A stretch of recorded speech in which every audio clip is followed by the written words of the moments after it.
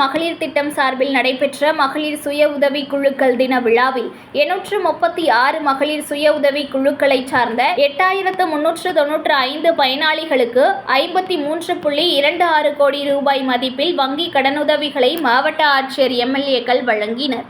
தமிழ்நாடு துணை முதலமைச்சர் உதயநிதி ஸ்டாலின் சென்னையில் மகளிர் சுய உதவி குழுக்களுக்கு கடனுதவிகள் வழங்கும் விழாவை தொடங்கி வைத்ததை தொடர்ந்து மயிலாடுதுறையில் மகளிர் திட்டம் சார்பில் மகளிர் சுய உதவி குழுக்கள் தின விழாவில் 836 மகளிர் சுய உதவி குழுக்களை சார்ந்த 8395 பயனாளிகளுக்கு 53.26 கோடி ரூபாய் மதிப்பில் வங்கி கடனுதவி வழங்கப்பட்டது.